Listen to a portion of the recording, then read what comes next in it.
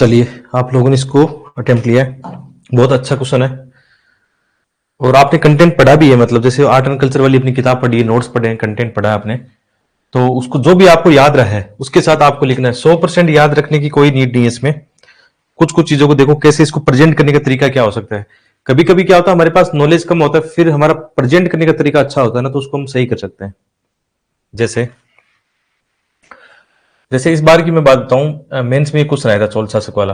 तो इतना art and culture मैंने नहीं पढ़ा, इतना टाइम ही नहीं था कि हिस्ट्री दोबारा फिर मेंस के लिए पढ़े। तो जो पहले का नॉलेज था, मतलब जो प्री में पढ़ा था कुछ है ना, उस नॉलेज के हिसाब से इसको करने की कोशिश की। तो देख, नॉर्मली क्या होता है, जैसे ही क्वेश्चन हमारे सामने आता है तो माइंड आपका इस पर काम करेगा, तो ये थिंकिंग आएगी कि इसको कैसे तोड़े इसको। तो सबसे पहले जैसे चोल शासक आ गए, तो अपना एक इंट्रो तैयार हो गया, पहले से प्रिपेयर हो गया पढ़ते ही कि यार इंट्रो में मुझे थोड़ा थोड़ा इनके बारे में लिखना है कि चोल शासक कब से 9वीं से 13वीं शताब्दी के आसपास के दौरान इन्होंने क्या किया, कला के क्षेत्र में या स्थापत्य के क्षेत्र में बहुत अच्छा काम किया है।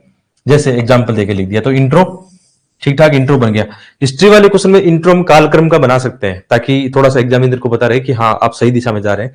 ये ऐसा भी कर सकते हैं, क्योंकि ये जो कला वास्तुकला इसी का ज्यादा हम यहाँ बखान करेंगे तो बॉडी पार्ट में क्या लिखेंगे, तो 2-3 लाइन में इसका ऐसे करके लिख सकते हैं। तो इंट्रो प्रिपेयर हो गया पढ़ते समय कि चोल शासक अभी मौजूद नहीं है, तो कब मौजूद थे, यहाँ मौजूद थे ये। तो लेकिन उनकी कला और वास्तुकला, अब कई बच्चों के साथ यहाँ पढ़ते समय दिक्कत आई कि इसको कला को अलग ले या वास्तुकला को अलग ले, क्योंकि कला के तो बहुत सारे रूप होते हैं ना, मूर्ति कला होती है, चित्रकला होती है, संगीत कला होती है, कला के बहुत सारे रूप हो सकते हैं। वास्तुकला में विशेष करके आता है जो भवन निर्माण कला है, महल है या मंदिर निर्माण कला है, वो वास्तुकला के पार्ट होते हैं। बट मुझे ऐसा लगता है दोनों को साथ लेके लिखोगे तो ज्यादा कम समय में अच्छा लिख पाओगे। उसमें फिर ये बार बार थिंकिंग है। बट कुछ लोगों ने अलग अलग लिखा है तो कोई बात नहीं, अलग अलग लिखा होगा आपने, कला के एक रूप बता दिए, वास्तुकला को थोड़ा ज्यादा आपने डिफाइन कर दिया। दोनों तरीके ठीक है, गलत कुछ रास्ता नहीं है। या जिनको लगता है कि नहीं मुझे सही एक ही जगह लेके लिखना है, तो एक जगह लिखो, कोई दिक्कत नहीं है।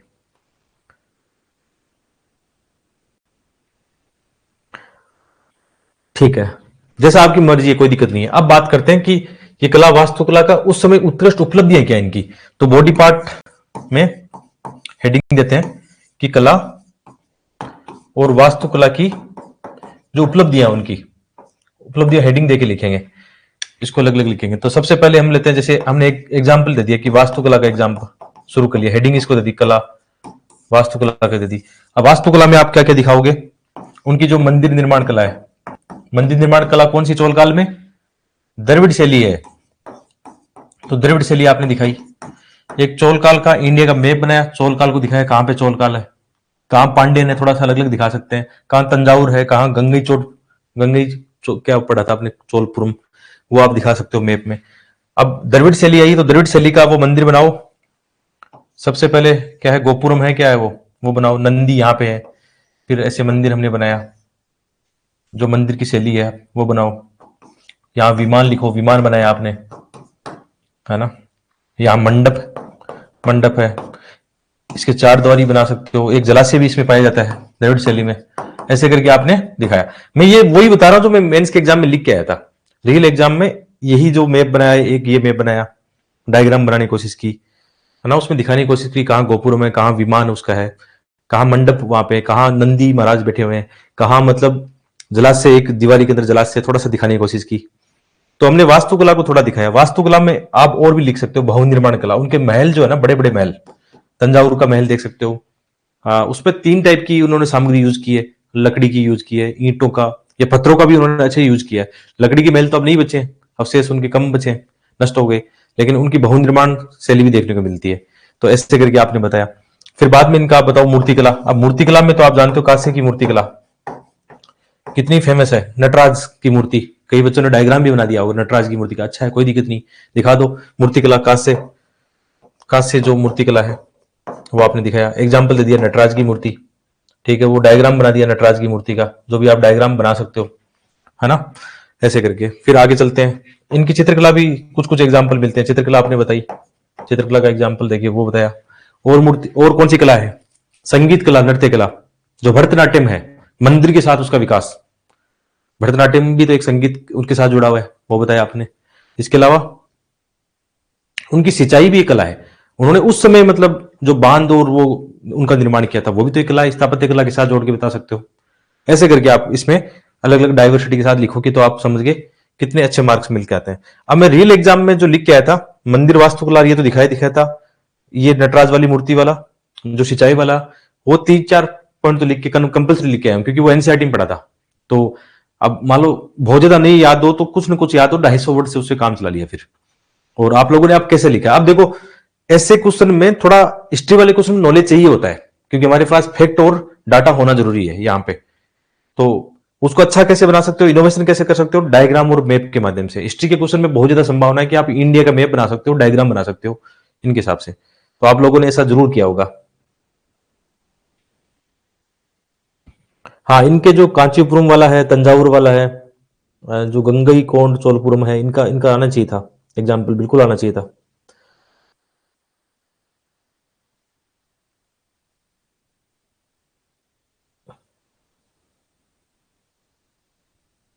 हाँ, बहुत सारा, बहुत अच्छा लिखा है बच्चों ने, क्योंकि आप देखो अच्छा कंटेंट पढ़ के आए हो ना। इसीलिए मतलब ये जो फाइन आर्ट वाली एनसीईआरटी है, मैंने जानबूझ के अपने सिलेबस में रखी थी कि ऐसे तो आप पढ़ भी नहीं पाओगे, इग्नोर कर दोगे उसको ना। बट इसलिए रखी थी कि इससे प्री में भी क्वेश्चन आएंगे और मेंस में भी क्वेश्चन आएंगे, और यहाँ पे कंक्रीट मटेरियल है जो जो हमें थोड़ा सही इनका कंटेंट है ना।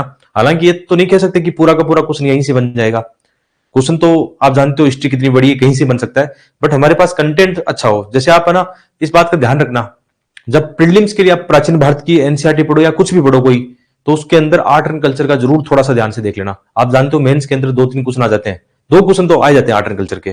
प्राचीन भारत की जब एनसीईआरटी पढ़ो, मिडाइवल की पढ़ते हो, मान लो एनसीईआरटी नहीं पढ़ते हैं, वैसे स्किप करते हैं ज्यादातर, फिर भी आप पढ़ते हो तो उसमें भी थोड़ा सा देख लेना, साहित्य, आर्किटेक्चर। यानी अभी भी आर्ट एंड कल्चर का किसी ने ज्यादा नहीं किया ना, तो आपका प्री के साथ हो जाएगा, घबराने की बिल्कुल नहीं है उसमें। चलो फिर, ये तो बॉडी पार्ट के हो गए ना। और इनका निष्कर्ष कैसे दिखाओगे? निष्कर्ष को आप कोशिश करना इनका प्रेजेंट रिलीवेंस बताओ, प्रासंगिकता इनकी बताओ, कि जो हिस्टोरिकल चीजें है ना उनका वर्तमान में क्या रिलीवेंस है, क्या उसका महत्व है, वो आपका अच्छा जाएगा निष्कर्ष। तो हर एक का इंट्रो, बॉडी पार्ट और कंक्लूजन हर एक सब्जेक्ट का हम करते आए हैं, तो आप समझ गए होंगे कहां कहां क्या इस्तेमाल करना है आपको।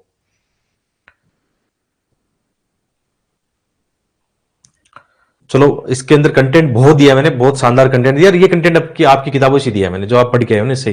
तो चोल राजवंश का समय काल बता दिया भाई, 9वीं से 13वीं शताब्दी तक माना जाता है, तथा दक्षिण भारत में हम देखते हैं वास्तुकला और कृषि सिंचाई को लेकर इनका काफी योगदान रहा है, उत्कृष्ट योगदान रहा है।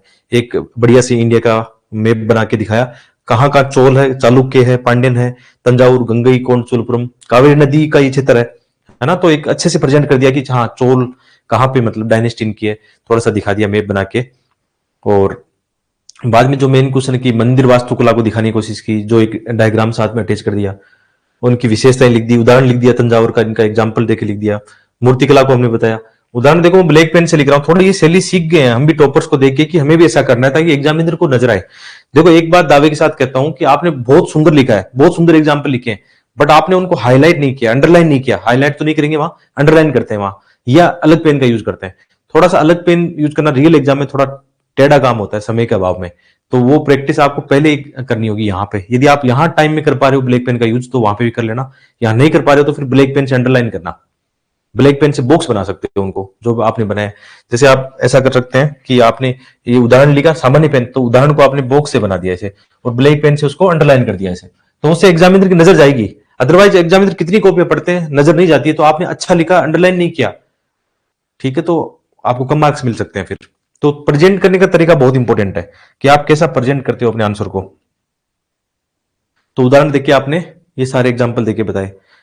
करंट रिलीवेंस भी जोड़ दिया कि अभी 2023 में हमने देखा G20 का जो सम्मेलन हो रहा था, भारत मंडप में भी ये जो नटराज की मूर्ति है या चोलकालीन मूर्तिकला को वहां प्रदर्शित किया गया था, तो इनका करंट का भी थोड़ा सामने जोड़ दिया। नृत्य और संगीत कला का भी देखो, भरतनाट्यम, शास्त्रीय संगीत, इनका विकास, जो और भी उनके संगीत, भक्ति संगीत के साथ जुड़ा हुआ है।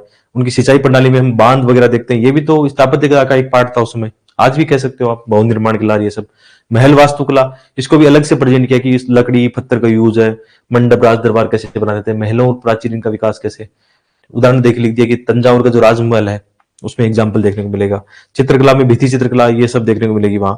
और लास्ट में एक रिलीवेंस दिखा दिया। देखो रिलीवेंस, देखो हिस्ट्री के क्वेश्चन में से दिखा सकते हो कि अतः हम कह सकते हैं कि जो चोलकालीन कला है, वास्तुकला से हम क्या, भारतीय जो प्राचीन मध्यकालीन संस्कृति व कला के बारे में हम जानकारी वहां से सीखते हैं। साथ ही सांस्कृतिक जो विविधता है ना देश के, वो क्या करती है, पर्यटन और सकल घरेलू उत्पाद में अहम योगदान देती है। यानी कैसे हिस्ट्री को हमने इकोनॉमी से जोड़ा, कैसे संस्कृति के साथ जोड़ा, कैसे सस्टेन डेवलपमेंट के साथ जोड़ा, वो आपका क्या दिखाता है, आपकी व्यापकता दिखाता है, आपकी सोच को मतलब बहुत एक बड़ा विस्तार देता है। ये मेंस के एग्जाम में आपको नंबर दिलाती है।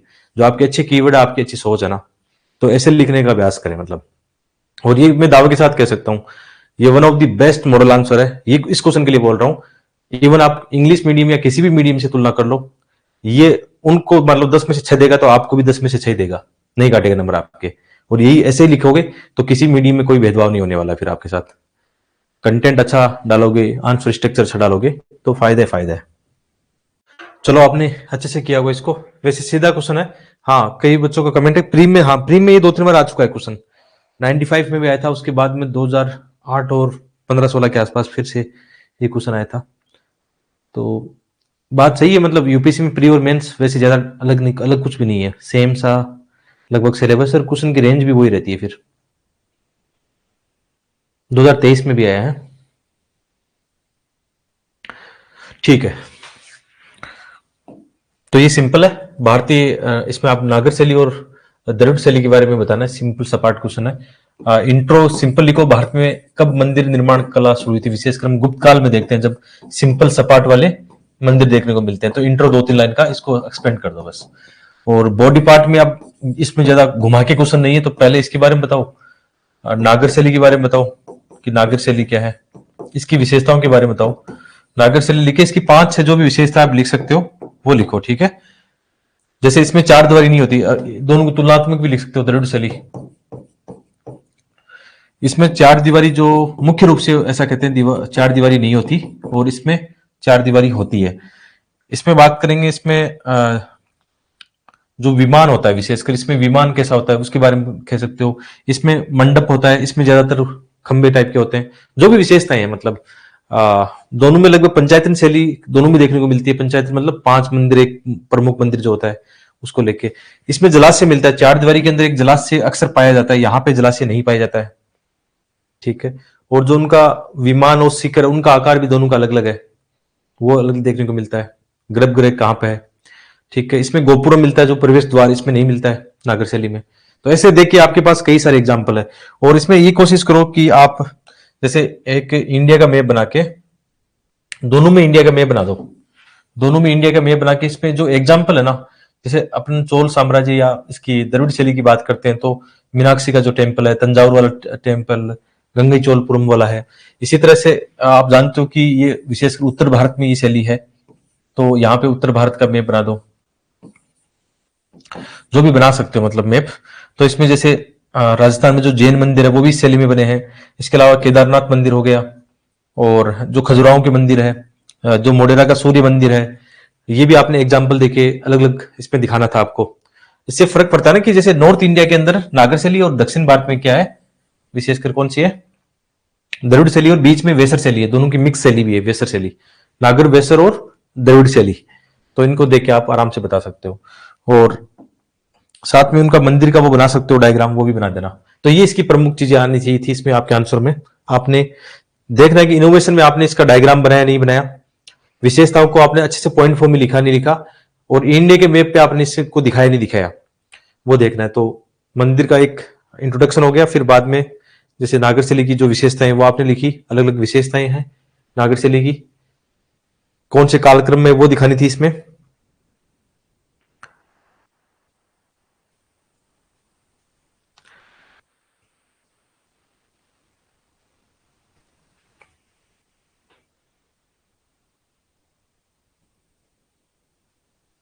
जैसे इस विशेषताओं में हम बात करें तो 5वीं शताब्दी ईस्वी में जैसे उत्तर भारत में नागर शैली का विकास हुआ है। सामान्य रूप से मंदिर पंचायती शैली में बने, यानी प्रमुख रूप से 5 मंदिर, एक प्रमुख मंदिर होता है उनमें। संपूर्ण मंदिर एक विशाल चबूतरे यानी वेदी पे बना होता है, और सीढ़ियां होती है साथ में। मंदिर में गुंबद जो होता है, शिखर कहा जाता है उसको, गर्भगृह जहां पे होता है, और एक प्रदक्षिणा पथ होता है। मंदिर जो आप बना सकते हो, जैसे जो भी आपको लगता है कि सामान्य मंदिर का आप दिखा सकते हो। नागर शैली के मंदिर कहाँ कहाँ, जैसे सूर्य मंदिर कोणार्क खजुराहो वाला, ये एग्जांपल हमने इंडिया के मैप में दिखा दिए कि नागर वास्तुकला की का मंदिर कहाँ पे है। द्रविड़ शैली के बारे में बता सकते हो, विशेषकर चोल काल में ये शैली ज्यादा विकसित हुई है। इसमें 4 दीवारी होती है, एक गोपुरम होता है, पिरामिड जो होता है, विमान होता है। इनको देखो आराम से बॉक्स में भी बना सकते हो, हाईलाइट कर सकते हो कि आप जानते हो उनके बारे में। एक जलाशय होता है, उसकी संरचना डायग्राम बना दो।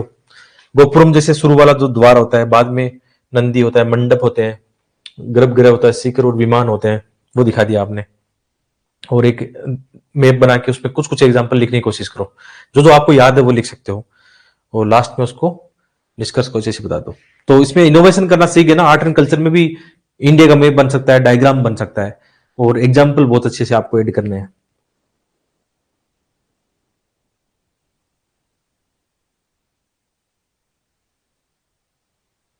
हाँ, डायग्राम वगैरह बनाने जहां मौका मिलता है, जहां मौका मिलता है, जैसा आपको आता है डायग्राम, शर्माओ मत, उसमें डाल दो एकदम डायग्राम। अपने नागर शैली वाले मंदिर, अपने आसपास कितने मंदिर अपने नागर शैली वाले आपके गांव में, आपके घर के आसपास, नॉर्थ इंडिया में हम रहते हैं तो कौन से मंदिर है? जो मंदिर आपने देखा उसका आकार बना दो, और क्या। ठीक है, कोई बड़े एग्जाम्पल की जरूरत नहीं है।